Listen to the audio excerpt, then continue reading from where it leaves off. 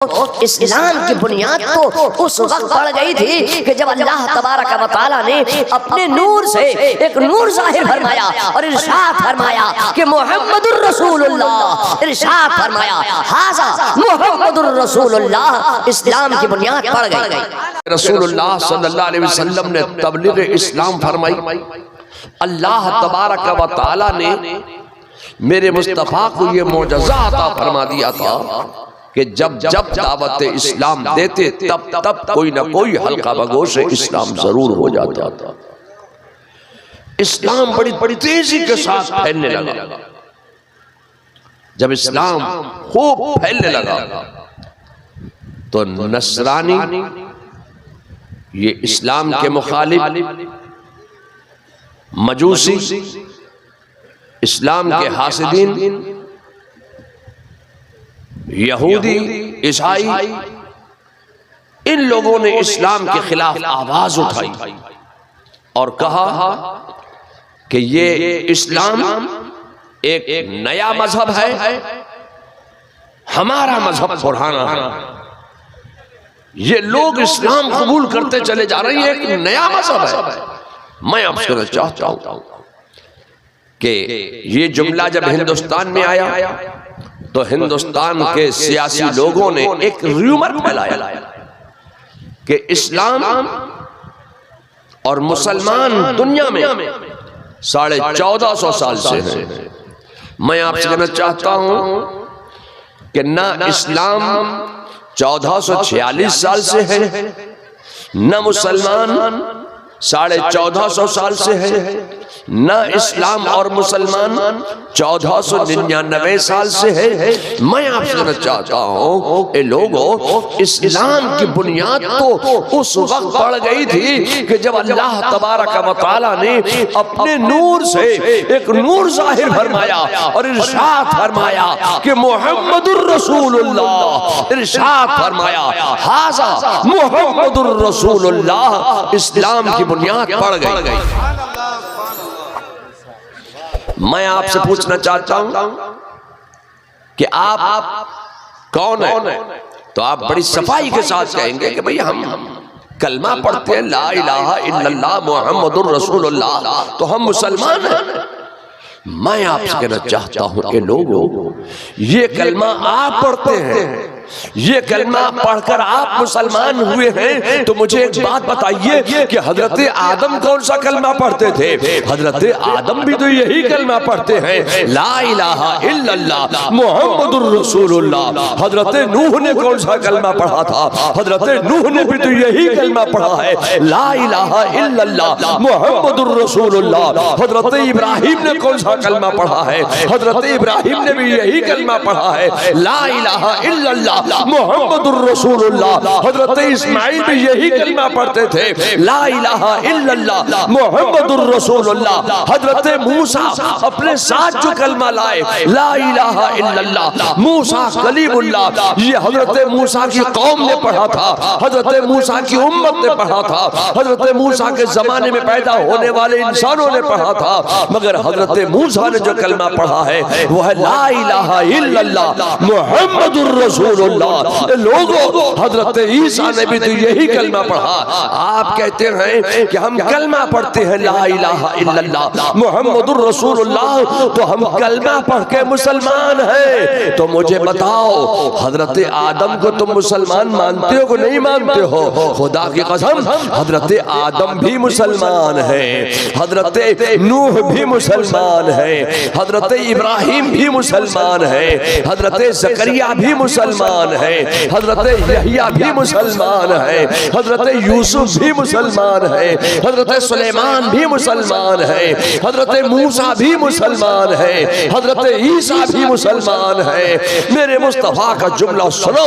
मेरे मुस्तफा जाने रहमत सल्लल्लाहु अलैहि वसल्लम इरशाद फरमाते हैं कि अना अव्वलुल मुस्लिमून, और मैं पहला मुसलमान हूँ।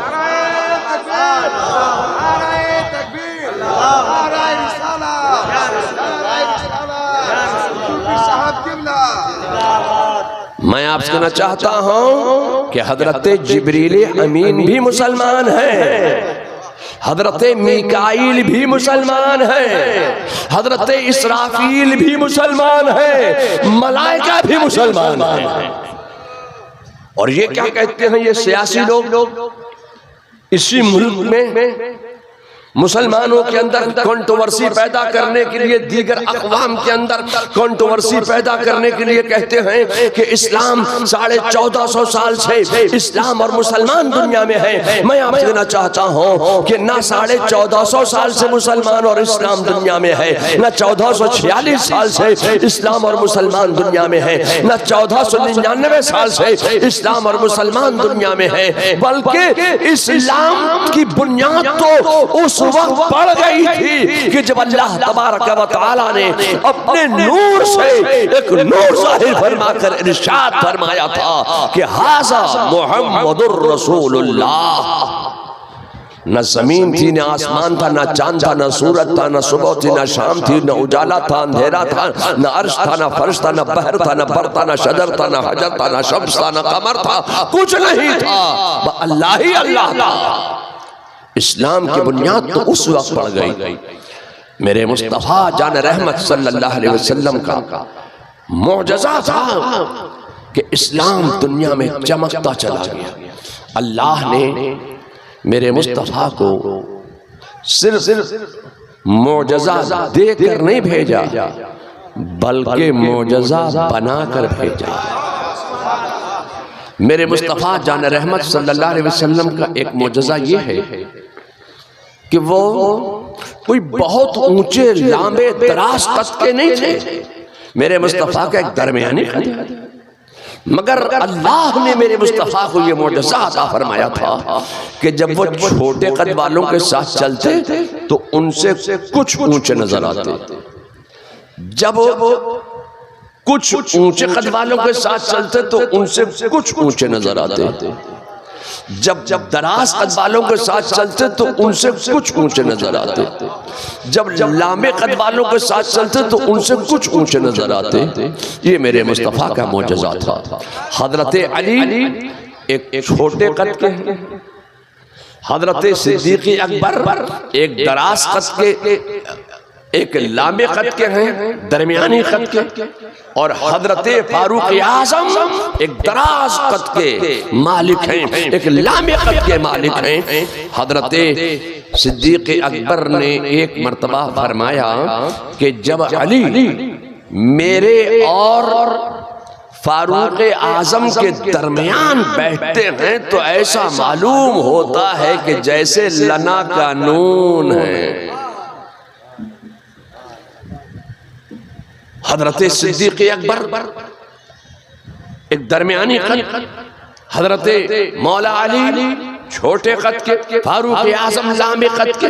मैं आपसे कहना चाहता हूँ ए लोगों, मेरे मुस्तफ़ा जान रहमत सल्लल्लाहु अलैहि वसल्लम अपने जानिसारों के साथ, अपने वफादारों के साथ, हजरत सिद्दीक़ अकबर भी साथ में हैं, उस्मान गनी भी हैं, मौला अली भी हैं, फारूक आज़म भी हैं, और जानिसार वफादार सहाबा मेरे मुस्तफ़ा के साथ हैं, कहीं तशरीफ ले जा रहे हैं। ऐसे आलम में जब अबू जहल ने देखा तो उसकी दिमाग की चूल खसक गई कि या अल्लाह, ये क्या बात है, ये छोटे कद वालों के साथ चलते हैं तो उनसे ऊंचे नजर आते हैं, दरमियानी कद वालों के साथ चलते हैं तो उनसे ऊंचे नजर आते हैं, लांबे कद वालों के साथ चलते हैं तो उनसे ऊंचे नजर आते हैं, दराज कद वालों के साथ चलते हैं तो उनसे ऊंचे नजर आते हैं। या अल्लाह, ये क्या बात है, उसके दिमाग की चूल खसक गई। मेरे मुस्तफ़ा तशरीफ ले जा रहे हैं, अजल्ला सहाबा मेरे मुस्तफ़ा के साथ में हैं, सिद्दीक़ अकबर भी हैं, फारूक आज़म भी हैं, और जानिसार वफादार भी हैं। मेरे मुस्तफ़ा कहीं जा रहे हैं और आलम ये है कि मेरे मुस्तफ़ा सबसे ऊंचे नजर आ रहे हैं। अबू जहल ने देखा,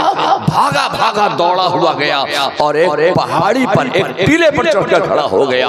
और जब मेरे मुस्तफ़ा जान रहमत सल्लल्लाहु अलैहि वसल्लम उस टीले के करीब से गुजरे तो अबू जहल ऊपर से चिल्लाने लगा, ए मोहम्मद, हमेशा तो तुम ऊंचे नजर नजर आते थे, हमेशा तो तुम दराज नजर आते थे, आज मुझे देखो मैं तो तुमसे भी ऊंचा नजर आ रहा हूँ, मैं तो तुमसे भी दराज नजर आ रहा हूँ। सहाबा फरमाते हैं कि जब अबू जहल ने मुस्तफा जाने रहमत सल्लल्लाहु अलैहि वसल्लम को चुनौती दी तो हमने देखा कि अबू जहल एक टीले पर खड़ा हुआ है और मेरे मुस्तफा लेबिल वाली जमीन पर चल रहे हैं। हमने देखा जब अबू जहल ने चुनौती दी तो हमने देखा कि मुस्तफा जाने रहमत अबू जहल से भी ऊंचे नजर आ रहे हैं।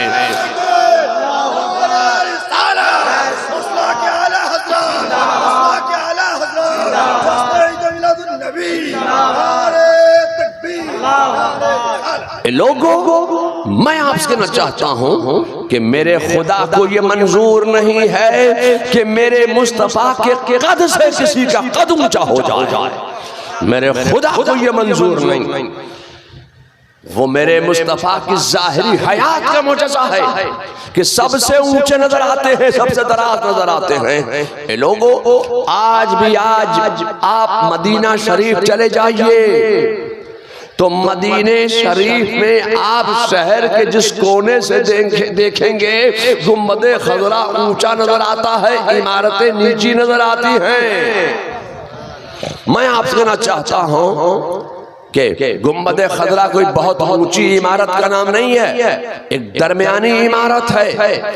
मगर मस्जिदों में जो मीनार और गुम्बद बनाए जाते हैं, इसका मकसद क्या है? इसका मकसद ये है कि इलाके में, मोहल्ले में मस्जिद की इमारत से कोई इमारत ऊंची ना हो तो गुम्बद बना दिए गए। जब बड़ी बड़ी इमारतें बनने लगी तो मस्जिद के ऊपर मीनार बनाए जाने लगे कि मस्जिद की इमारत से कोई इमारत ऊंची ना हो तो मीनार बनाना शुरू किए गए। लोगों, मैं आपसे कहना चाहता हूं कि सऊदियों के दिल का कोढ़ फूटा। ये सऊदी जब बेकलमा है तो यहूदी है और जब बाकलमा है तो सऊदी है। इन सऊदियों के दिल का कोढ़ फूटा। इन्होंने रसूलुल्लाह के रोज़ा शरीफ गुम्बदे खजरा के करीब में एक 20 माले की बिल्डिंग बनाई। चारों तरफ 15 माले 20 माले की इमारतें बनाई। मकसद क्या था कि शहर में जिधर देखो तो गुम्बदे खजरा ही नजर आता है। तो गुम्बदे खजरा को छुपाने के लिए इन्होंने बड़ी बड़ी ऊंची ऊंची इमारतें बनाई। मगर जब शहर से देखा गया, दूर से देखा गया तो इमारतें नीची नजर आती थी, गुम्बदे खजरा ऊंचा नजर आता था। अब इन सऊदियों ने क्या किया? इन गुस्ताखाने रसूल ने, इन बागियाने खुदा ने, इन गद्दाराने रसूल ने रसूलुल्लाह के रोजे के करीब में 30 माले की बिल्डिंग बनाई, 40 माले की बिल्डिंग बनाई, 50 माले की बिल्डिंग बनाई, 60 माले की बिल्डिंग बनाई। मकसद क्या? मकसद ये कि गुम्बदे खजरा नजर न आए, गुम्बदे खजरा छुप जाए। मगर मैं आपसे कहना चाहता हूँ कि जब आप दूर से देखेंगे फिर भी इमारतें नीचे नजर आती है और गुम्बदे खजरा ऊंचा नजर आता है।